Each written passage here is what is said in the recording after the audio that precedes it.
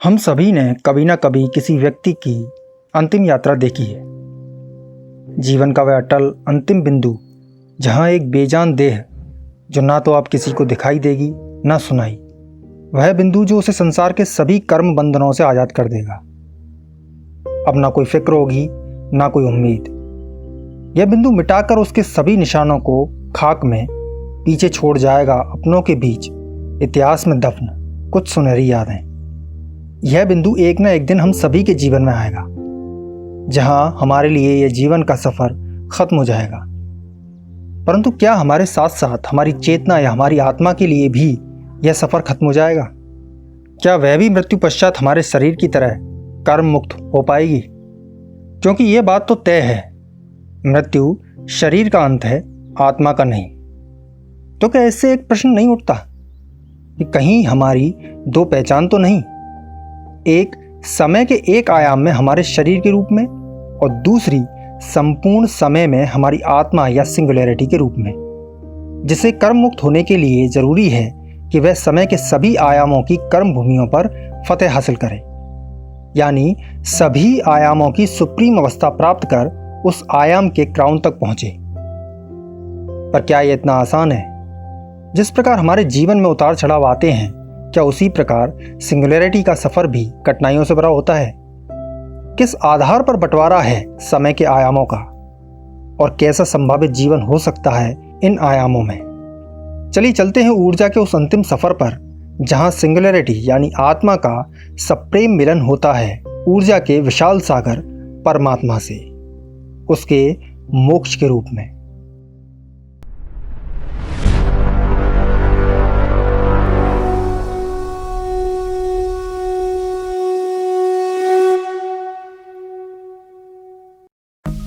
पिछले वीडियो में हमने सांप सीढ़ी का खेल खेला था।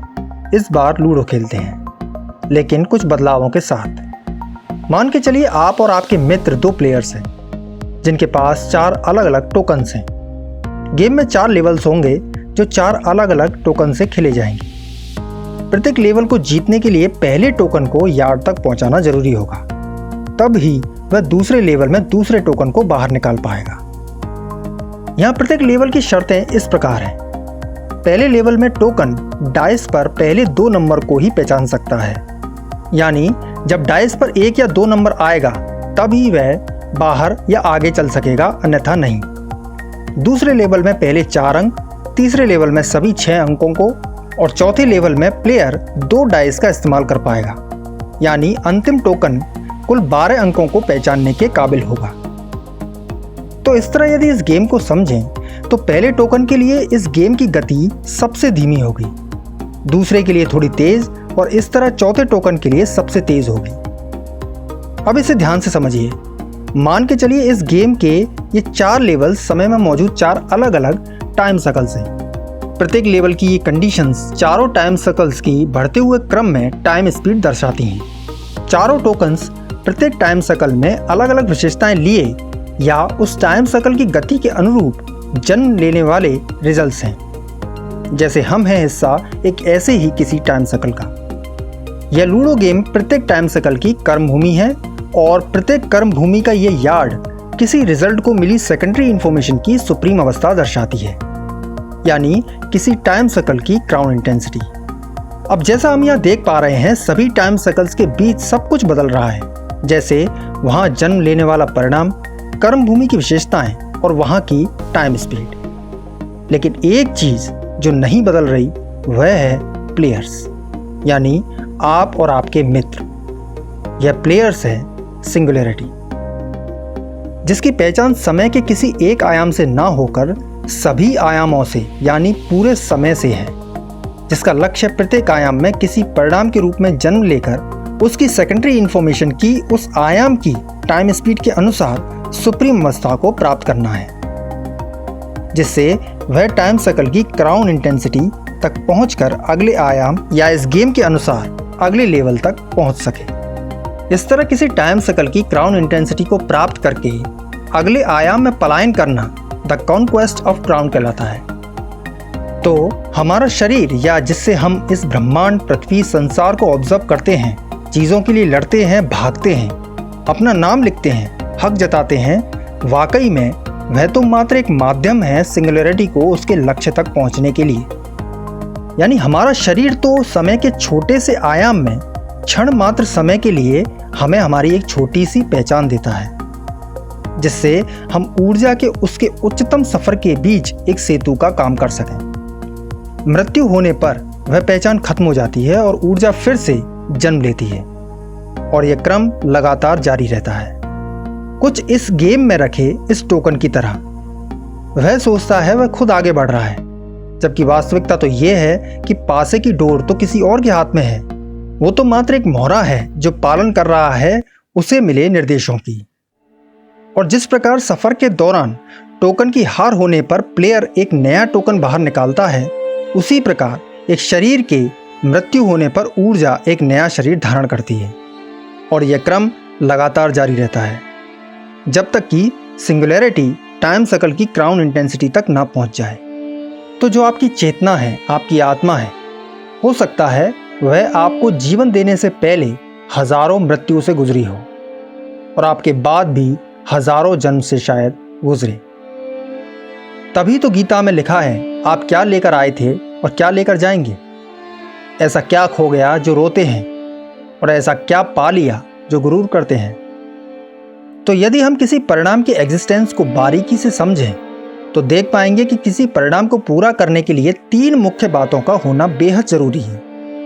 पहली, प्राइमरी इंफॉर्मेशन जो उसके भौतिक संरचना के लिए जिम्मेदार है। दूसरी, सेकेंडरी इंफॉर्मेशन जो उसकी चेतना के लिए जिम्मेदार है। और तीसरी है सिंगुलैरिटी जो इस चेतना के सजीव रूप या बहते वक्त का आभास कराने के लिए जिम्मेदार है। ये कुछ ऐसा है कि एक कार की बॉडी प्राइमरी इंफॉर्मेशन है, कार का इंजन सेकेंडरी इंफॉर्मेशन और ड्राइवर सिंगुलैरिटी है। तो यहाँ गौर करने वाली बात यह है कि पहली ये 2 इंफॉर्मेशन यानी प्राइमरी और सेकेंडरी अपने टाइम सर्कल को बिलोंग करती हैं, ना कि टाइम को। यानी इनकी पहचान टाइम सर्कल से है, ना कि पूरे समय की ऊर्जा से। ठीक इस कार की तरह जो कार इंडस्ट्री को बिलोंग करती है, ना कि पूरे व्हीकल इंडस्ट्री को। लेकिन सिंगुलैरिटी की पहचान किसी एक टाइम सर्कल से ना होकर पूरे समय की ऊर्जा से है। ठीक इस ड्राइवर की तरह जो केवल कार इंडस्ट्री से ही संबंध ना रखते हुए संपूर्ण व्हीकल इंडस्ट्री से संबंध रखता है। यानी वह कार भी चला सकता है, ट्रक भी, प्लेन भी, यहां तक कि स्पेसशिप भी। बस जरूरत है तो प्रॉपर स्किल की। सिंगुलैरिटी के लिए यह स्किल है कीज। ये कीज क्या है इसे हम थोड़ी ही देर में समझेंगे। यह कीज उसे किसी दूसरे टाइम सर्कल में किसी अन्य परिणाम का हिस्सा बनाएंगी। तो जब भी सिंगुलैरिटी एक टाइम सर्कल से दूसरे टाइम सर्कल का सफर करती है तो वह उन सभी इंफॉर्मेशन को पीछे छोड़ देती है जिनका संबंध पूरे टाइम से ना होकर केवल टाइम सर्कल से होता है। यानी सुप्रीम अवस्था में पहुंचने पर किसी परिणाम की प्राइमरी और सेकेंडरी इंफॉर्मेशन उसी आयाम का हिस्सा बनी रहती हैं, जबकि सिंगुलैरिटी कीज के साथ अगले आयाम का अपना सफर तय करती है। और इसी वजह से हमें अपने पुनर्जन्म से संबंधित ऐसी कोई बात याद नहीं रहती कि हम किसी अन्य ग्रह से आए हैं, क्योंकि हमें मिलने वाली सेकेंडरी इंफॉर्मेशन हमें इसी आयाम से मिली है। और जो कुछ भी हम ऑब्जर्व करते हैं वह इन्हीं इंफॉर्मेशन के बेस पर करते हैं, ना कि सिंगुलैरिटी के बेस पर। लेकिन सिंगुलैरिटी के लिए समय के इन सभी आयामों में हम किस आयाम का हिस्सा हैं और इन आयामों में हमसे किस प्रकार अलग संभावित जीवन हो सकता है, यह समझने के लिए हमें समय के एक बेसिक से नियम को समझना होगा। मान के चलिए ये 2 पॉइंट्स हैं A और B, जिनके बीच की दूरी निर्भर करती है चलने वाले की गति पर। अब मान के चलिए किसी व्यक्ति की गति है 2.5 किलोमीटर पर आवर, तो A और B के बीच लगने वाला समय होगा 1 घंटा और दूरी होगी 2.5 किलोमीटर। अब यदि हम इस व्यक्ति की गति दुगनी कर दें तो समय तो वही रहेगा, पर समय में इन 2 बिंदुओं के बीच की दूरी जो ये तय करेगा वह होगी 5 किलोमीटर। इसी क्रम में यदि फिर से दुगनी कर दें तो वह 2 बिंदुओं के बीच 1 घंटे में दूरी तय करेगा 10 किलोमीटर। इन 2 बिंदुओं के बीच की दूरी पहले व्यक्ति के लिए 2.5 किलोमीटर, दूसरे के लिए 5 और तीसरे के लिए 10 किलोमीटर है। परंतु ध्यान देने वाली बात यह है, जो डिस्टेंस या दूरी पहले व्यक्ति के लिए होगी, दूसरे व्यक्ति को यही दूरी यहाँ नजर आएगी। यानी उसके लिए यह डिस्टेंस पहले व्यक्ति की तुलना में आधी रह जाएगी और तीसरे व्यक्ति के लिए चौथाई। यहाँ तीनों व्यक्तियों को मिलने वाली गति उनकी टाइम स्पीड है और ये दो बिंदु एक स्पिन साइकिल, यानी आप समय की एक यूनिट में कितनी दूरी तय करते हैं। तो हम यह कह सकते हैं कि जितनी अधिक किसी परिणाम के लिए टाइम स्पीड होगी वह उतनी ही कम दूरी को ऑब्जर्व करेगा अपने और किसी ऑब्जेक्ट के बीच, और जितनी यह टाइम स्पीड कम होगी यह दूरी उतनी ही बढ़ जाएगी। समय में मौजूद अलग अलग टाइम सर्कल्स का बंटवारा इसी समय की गति पर आधारित है और हम किस टाइम सर्कल का हिस्सा हैं इसकी मुख्य 3 संभावनाएं हो सकती हैं। पहली, हम समय के सेंटर यानी केंद्र में हैं। कुछ टाइम सर्कल्स हमसे नीचे और कुछ ऊपर हैं। तो इस संभावना के अनुसार हमारे टाइम सर्कल के लिए समय की गति पूरी तरह संतुलित और केंद्र में होने के कारण हम इस ब्रह्मांड, पृथ्वी और हमारे जीवन को एक निश्चित गति पर चलता हुआ देख पाते हैं। चलिए अब दूसरी संभावना की तरफ नजर डालते हैं। वह है कि हम केंद्र की बजाय सबसे नीचे हैं, जहां समय की गति सबसे कम है। इस संभावना के अनुसार इस न्यूनतम समय की गति पर टाइम सर्कल में बनने वाले परिणामों की गति सबसे कम या वे बेहद लंबे समय तक अपनी एक ही अवस्था को बनाए रख पाएंगे और दो परिणामों के बीच की दूरी सबसे अधिक होगी। साथ ही सबसे कम या लो स्पीड इंफॉर्मेशन के कारण यहाँ मौजूद किसी परिणाम के लिए उसका एनवायरनमेंट बेहद विशाल, बिखरा हुआ और ना समझ आ सकने वाला सा नजर आएगा। और तीसरी और आखिरी संभावना है कि हम समय में सबसे ऊपर हैं। इस संभावना के अनुसार समय की सबसे तेज गति पर टाइम सर्कल में बनने वाले परिणामों की गति सबसे अधिक, यानी वे अपनी अवस्था या जीवन में होने वाली घटनाओं में बहुत ही मामूली सा अंतर देख पाएंगे।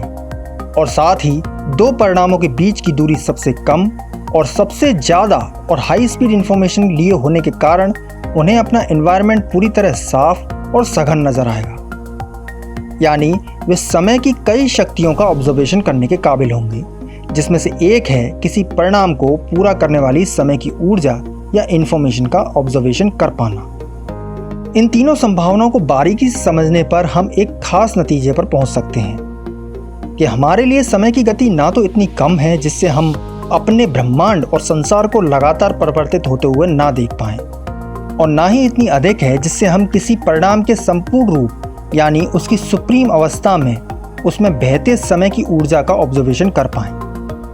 तो एकमात्र जो स्थान बचता है वह है समय का केंद्र या उसके आसपास।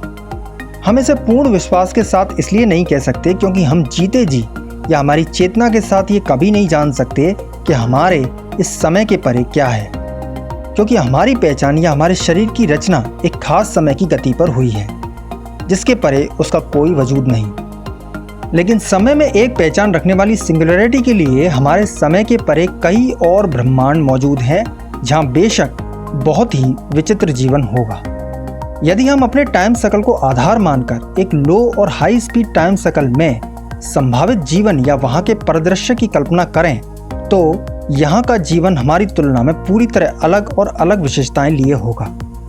उदाहरण के लिए हमारे आयाम में लाइट जीवन का मुख्य आधार है, तो हो सकता है एक हाई स्पीड टाइम सर्कल में जीवन के प्रमुख सोर्स लाइट का एक अलग रूप हो, जिसमें लाइट किसी तारे से ना आकर खुद प्लेनेट उत्सर्जित करता हो।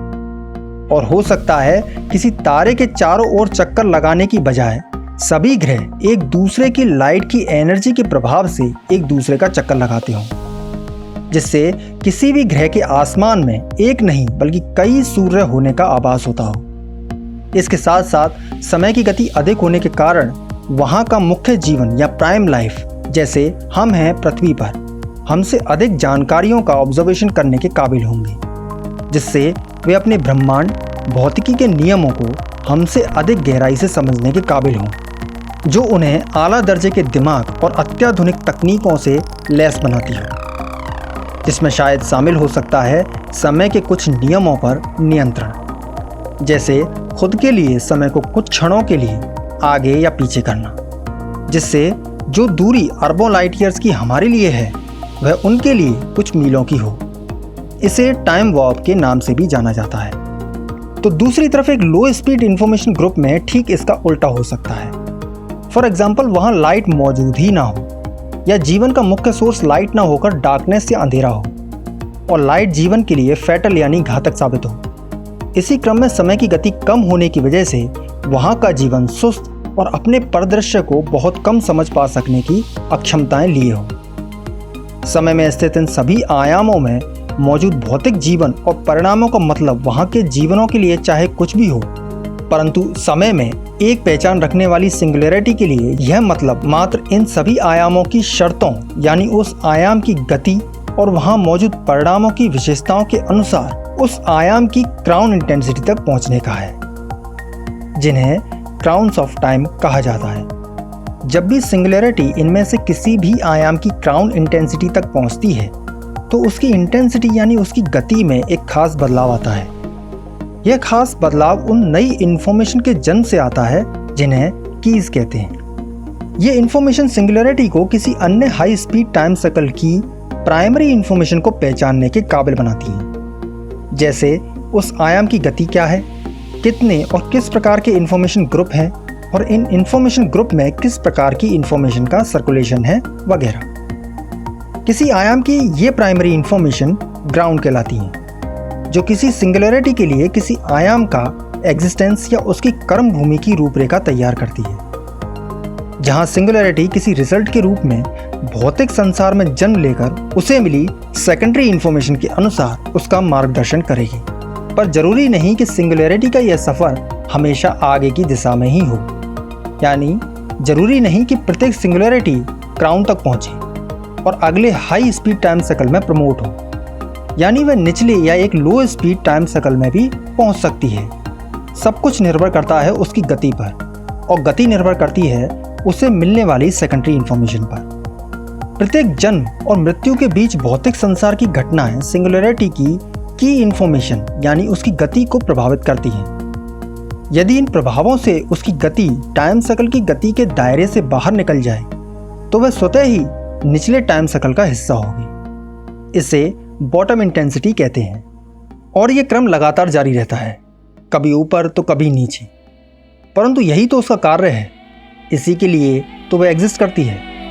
वह कभी मर नहीं सकती, मिट नहीं सकती, बस एक ही लक्ष्य को साधे समय के एक के बाद एक आयाम से गुजर जब अंतिम आयाम में पहुंचती है तो इस पल उसकी की इन्फॉर्मेशन उसे समय के लगभग सभी रूपों का, सभी परिणामों का, सभी अवस्थाओं का ऑब्जर्वेशन करने की शक्ति देती है। इस आयाम में समय की गति सर्वोच्च होने से सिंगुलैरिटी की इस अवस्था के परे मात्र ऊर्जा का वह केंद्र ही शेष रह जाता है, जहां से प्रत्येक टाइम सर्कल, इन्फॉर्मेशन ग्रुप और उन ग्रुप्स में कण मात्र जीवन की शुरुआत होती है। और समय के इस सर्वोच्च केंद्र को पाने के बीच शेष रहता है उस आयाम का क्राउन, जिस पर फतेह हासिल करने के बाद वह अपनी अंतिम मृत्यु को देखती है और आज़ाद हो जाती है जन्म मृत्यु के चक्र से, सभी कर्म भूमियों से, सभी खुशी आंसुओं से, छल कपट से विलीन होने के लिए प्रेम के उस सागर में जिसने एक मजबूत आकर्षण के बल पर ना जाने कितने संसार रच दिए। इन संसारों में ना जाने वह कितनी ही चेतनाओं से गुजरी, कितने जन्म लिए, कितनों को बीच मझधार में छोड़ा, कितनों को हंसी दी, कितनों को रुलाया। इन सभी यादों को समेटे आखिरकार वह उस गोद में पहुंच गई जहां प्रेम का दिव्य आकर्षण इतना प्रबल है कि अब वह वहां से कभी निकल नहीं सकती। समय में एक लंबी यात्रा के बाद अब वक्त है चैन से इस गोद में हमेशा के लिए सो जाने का। यही है सिंगुलैरिटी की सुप्रीम स्टेट, आत्मा का सबसे ऊंचा पवित्र ठहराव, परमात्मा की गोद में उसका मोक्ष।